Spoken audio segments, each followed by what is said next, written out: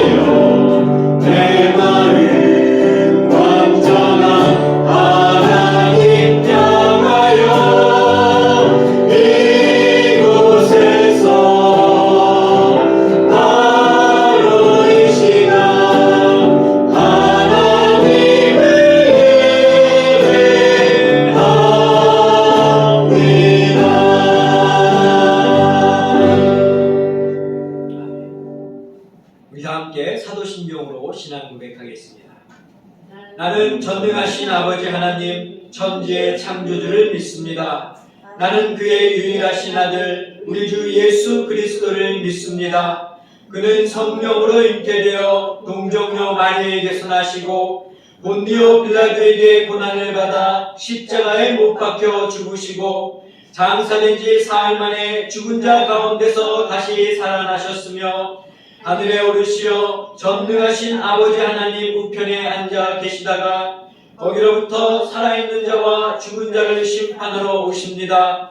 나는 성령을 믿으며 거룩한 공교회와 성도의 교제와 죄를 용서받는 것과 몸의 부활과 영생을 믿습니다. 아멘.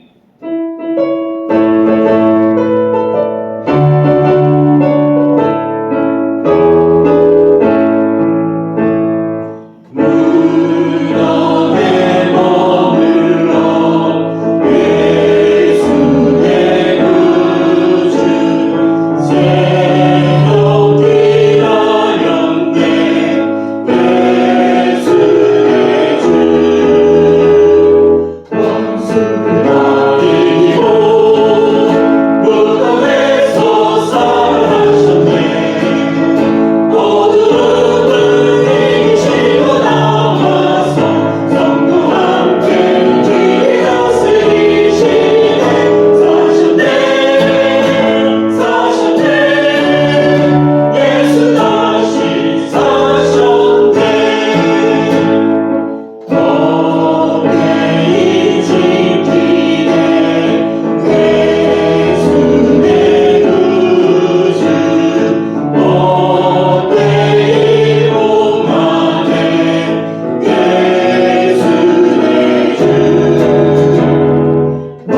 예수를 다 이기고 무덤에서 살아나셨네.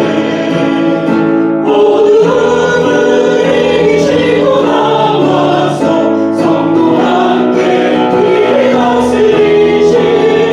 사셨네 사셨네 예수 다시 사셨네. 거기 못한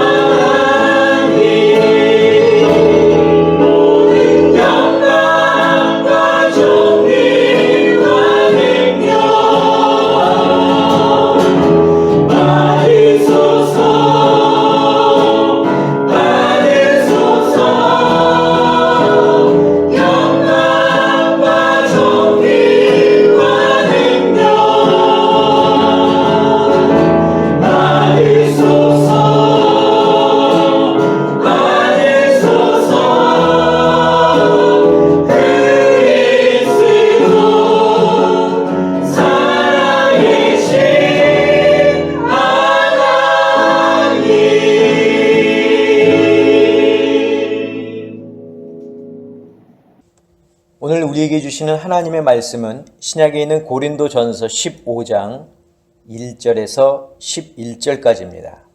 제가 봉독하겠습니다.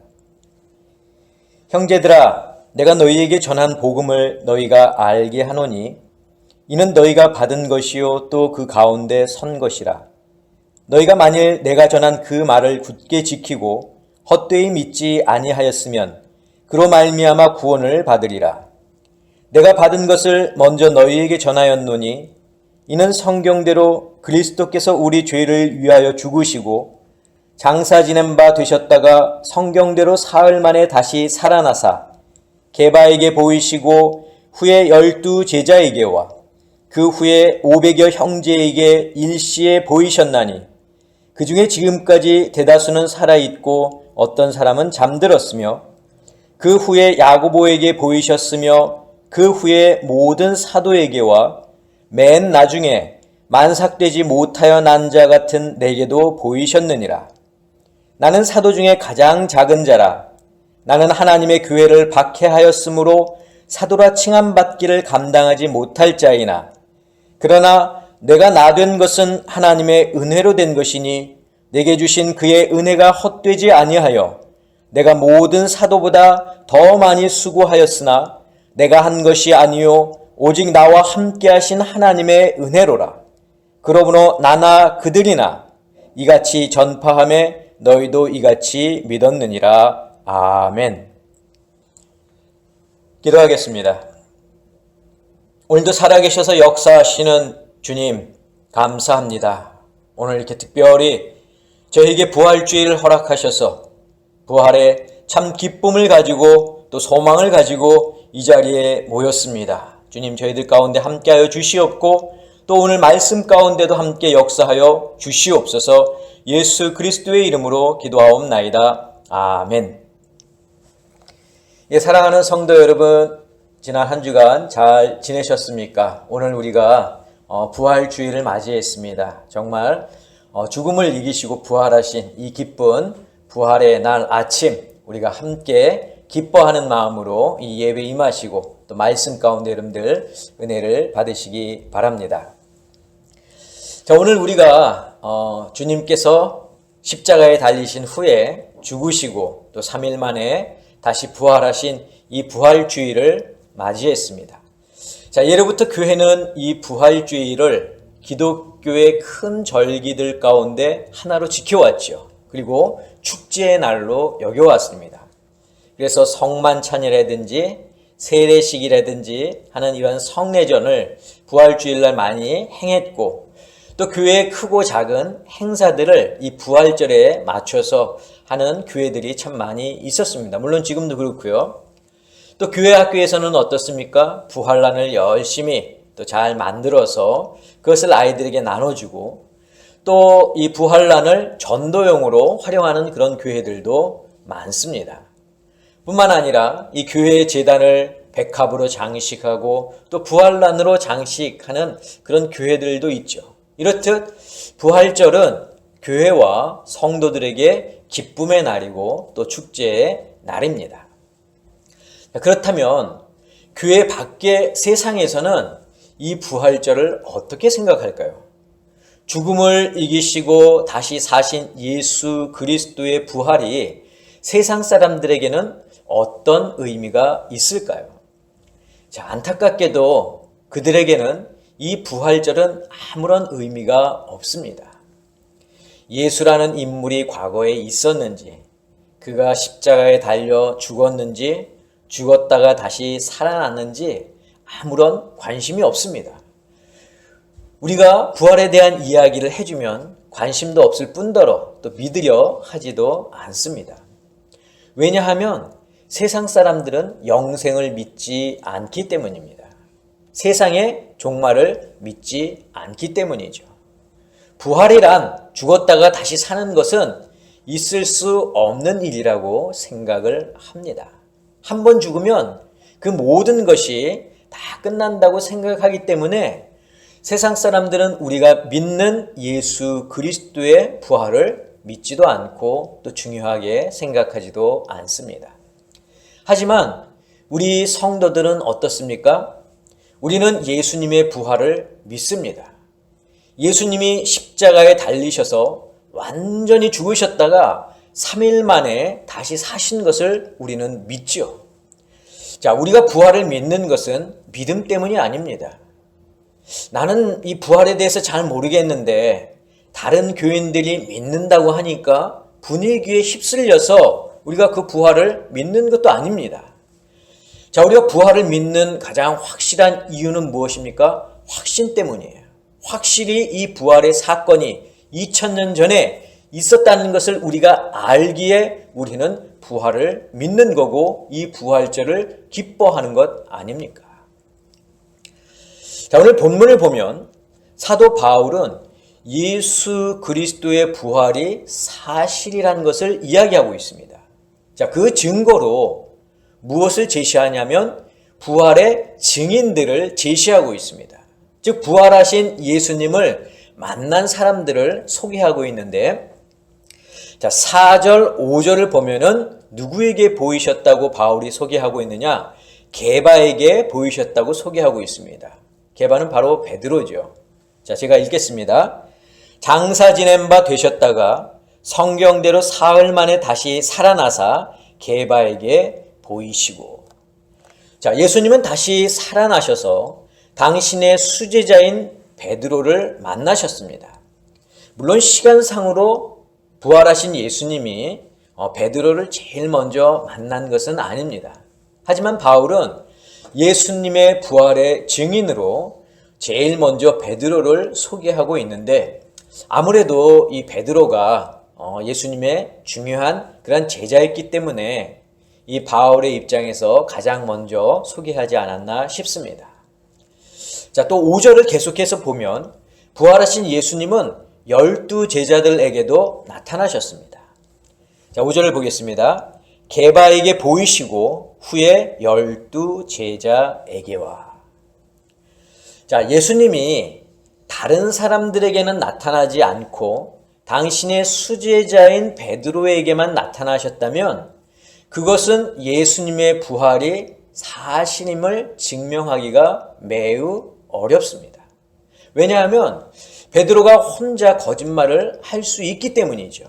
하지만 예수님은 제자 이 베드로에게만 나타나신 것이 아니라 다른 제자들에게도 나타나셨습니다. 12명의 제자들에게도 당신의 부활하신 모습을 보여주셨던 것이죠. 자, 이러면 반론을 또 제기하는 사람들이 있습니다. 12명의 제자들이 같이 입을 모아서 거짓말을 했을 수도 있다.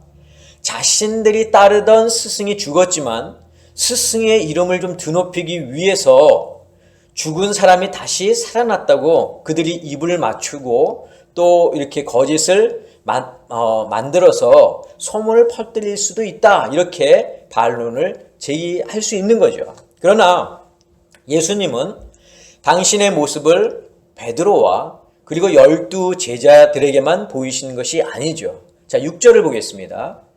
그 후에 500여 형제에게 일시에 보이셨나니 그 중에 지금까지 대다수는 살아있고 어떤 사람은 잠들었으며.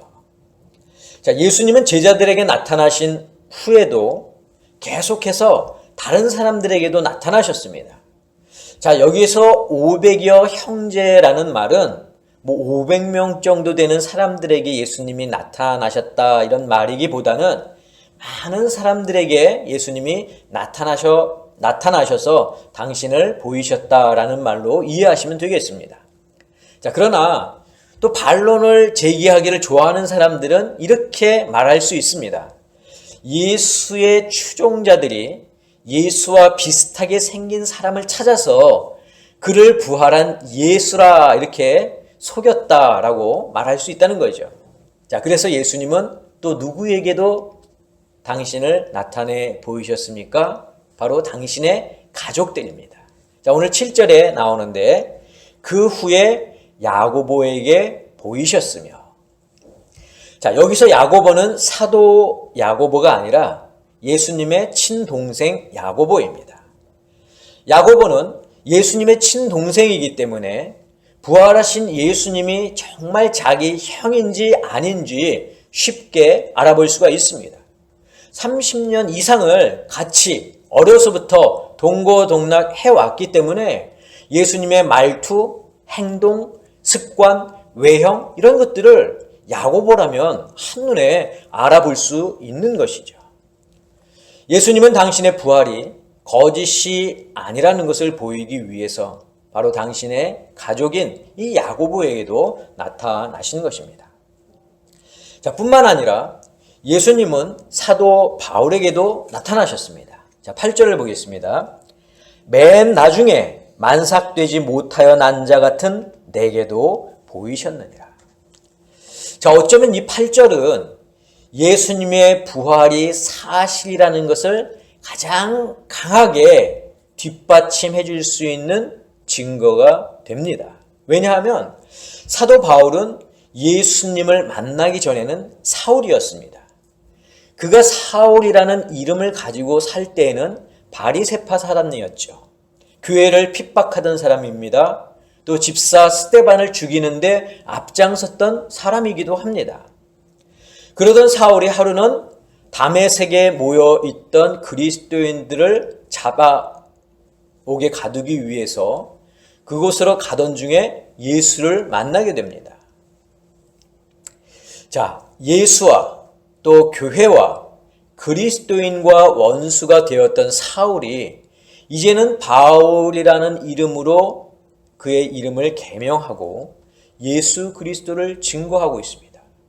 자, 무엇 때문에 사울이 바울로 계명을 하고 교회를 핍박했던 이 사울이 예수 그리스도의 증인으로서 이렇게 복음을 전했을까 하는 것입니다.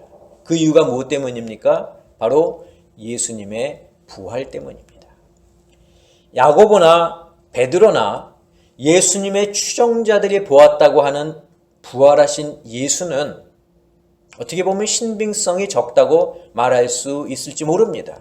거짓으로 그들이 함께 짜서 말할 수 있었으니까요. 하지만 사울이 만난 부활의 예수님이라고 한다면 얘기가 달라집니다. 당시에 사울이었던 바울이 이 바울에게 자신이 부활하신 예수님을 만났다고 하는 그 자체가 이 바울에게는 좋을 게 하나도 없습니다. 부활의 예수님을 증거한다고 해서 자신에게 부가 생기는 것도 아니었습니다.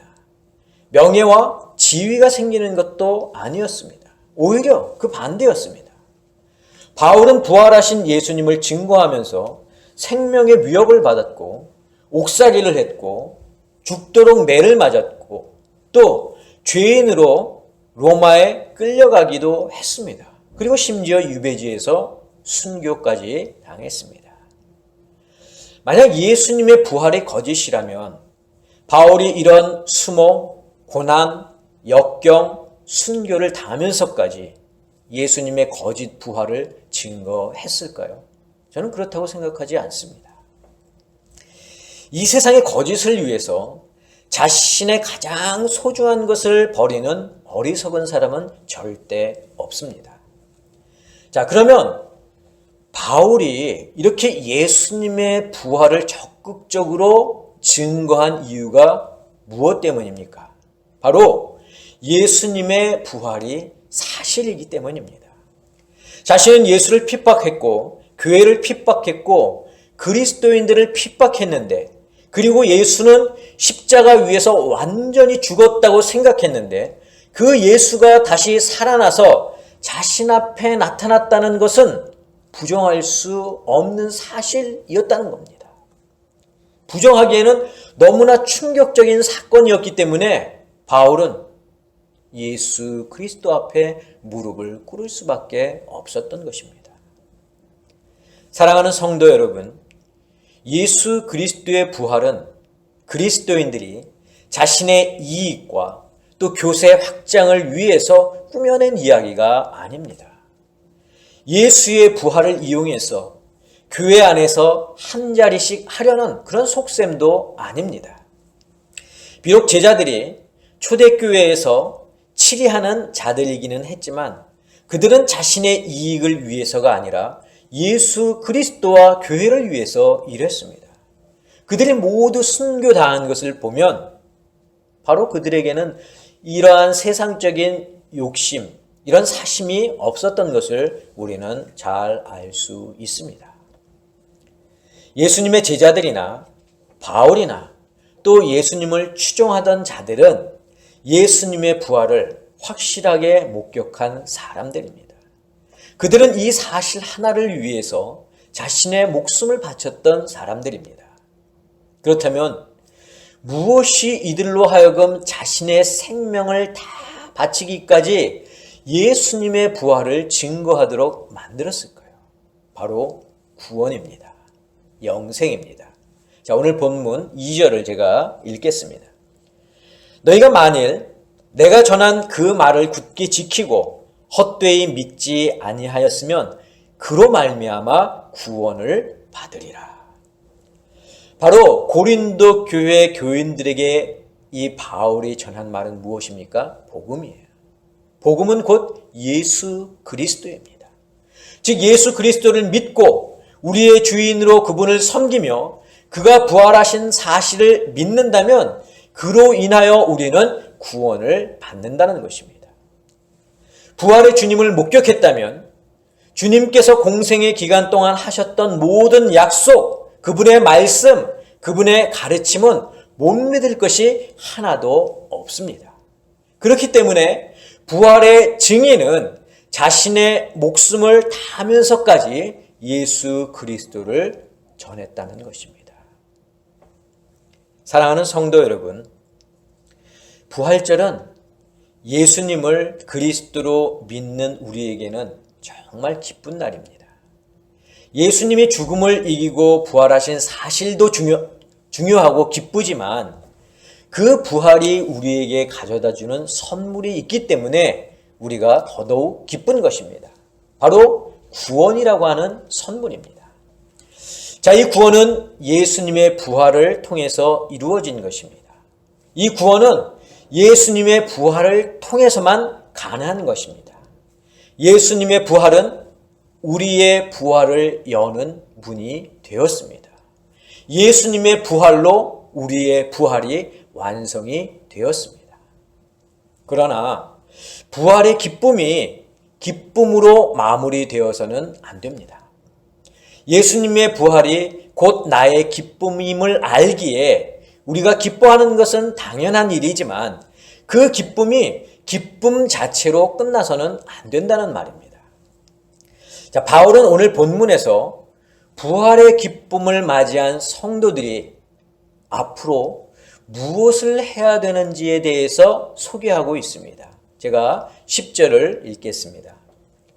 그러나 내가 나된 것은 하나님의 은혜로 된 것이니 내게 주신 그의 은혜가 헛되지 아니하여 내가 모든 사도보다 더 많이 수고하였으나 내가 한 것이 아니요. 자, 사도 바울은 지금의 자신이 있기까지 그리고 예수 그리스도의 부활로 자신에게 주어진 구원의 놀라운 선물은 모두가 다 하나님의 은혜라고 소개를 하고 있습니다. 사실 우리가 우리 스스로를 구원한다고 하는 것은 불가능한 일입니다. 우리는 죄인이기 때문에 우리 스스로를 구원할 수가 없습니다. 누군가가 우리의 죄를 사지 않으면 불가능한 일인데 이 세상에서 우리의 죄를 사실 수 있는 분은 오직 한 분, 죄 없으신 예수 그리스도만이 가능합니다. 그렇기 때문에 바울은 내가 나된 것은 하나님의 은혜다라고 말하는 것입니다. 그런데 우리가 좀 전에 읽은 이 10절에서 바울은 그 은혜가 헛되지 아니하였다 이렇게 말합니다. 자, 그리고 내가 모든 사도보다 더 많이 수고하였다 이렇게 말하고 있습니다. 자, 이 말은 무슨 말입니까? 바울이 뭔가를 했다는 말이죠. 하나님의 은혜를 받은 자로서 평소처럼 그냥 가만히 있었던 것이 아니라 은혜에 보답하듯 사도 바울이 뭔가를 했다는 겁니다. 자, 과연 은혜를 받은 바울은 그 받은 은혜가 헛되지 않도록, 그리고 다른 사도들보다 더 많이 수고했는데 그것이 과연 무엇일까요? 복음을 전하는 일입니다. 자, 11절입니다. 그러므로 나나 그들이나, 즉 바울이나 사도들이나 이같이 전파하네. 자, 사실 제자들이나 바울이 복음을 전하는 것은 은혜를 받은 것에 대한 보답이라기보다는 복음만이 영생으로 가는 유일한 방법이기에 이것을 모르는 사람들에게 알리고 싶어서입니다. 예수님 또한 그것을 원하셨습니다. 자, 우리가 무엇으로 하나님의 은혜에 보답할 수 있겠습니까? 우리가 가진 그 어떤 것으로 하나님의 은혜를 갚을 수 있겠습니까? 내가 조금이나마 나의 작은 것으로 하나님의 은혜에 보답하겠다고 하는 것 그 자체가 여러분 욕심이고 자만입니다. 우리가 복음을 전하는 것은 받은 은혜에 보답하기 위함이 아니라 그 내 속에서 진심으로 우러나오는 기쁨을 주체할 수 없어서 그 기쁨을 함께 나누기 위해서 복음을 전해야 되는 것입니다. 여러분, 이것은 누가 가르쳐 준다고 되는 것이 아니죠. 누가 하라고 시켜서 되는 것도 아닙니다.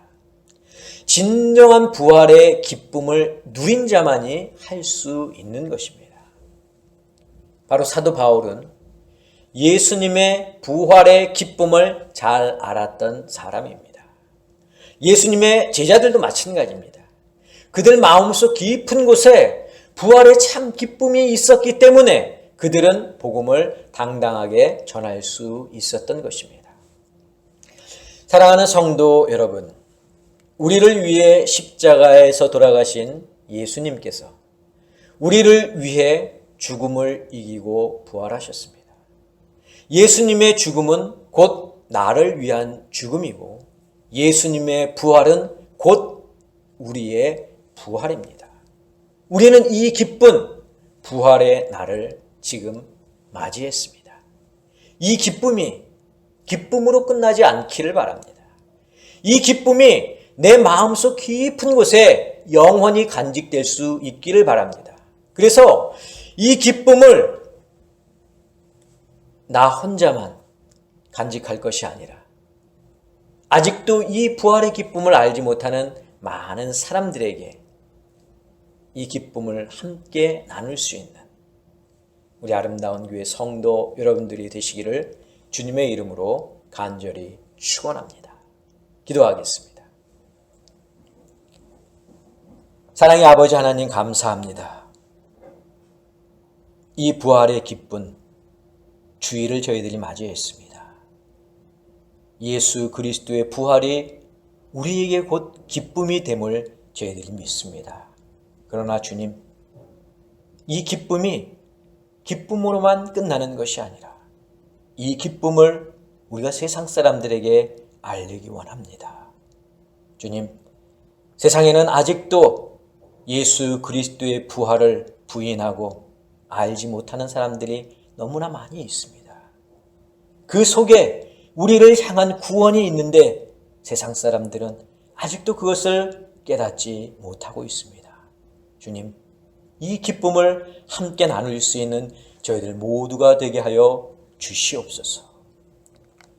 이제는 우리 주 예수 그리스도의 은혜와 하나님의 그 크신 사랑하심과 성령님의 역사하심이 오늘 말씀을 듣고 부활의 기쁨을 함께 나누기를 소원하고 다짐하는 사랑하는 당신의 성도들 머리 위에, 저희들의 가정 위에, 자녀들 위에, 건강 위에, 직장과 사업과 일터 위에 지금부터 영원까지 함께하옵시기를 간절히 축원하옵나이다. 아멘.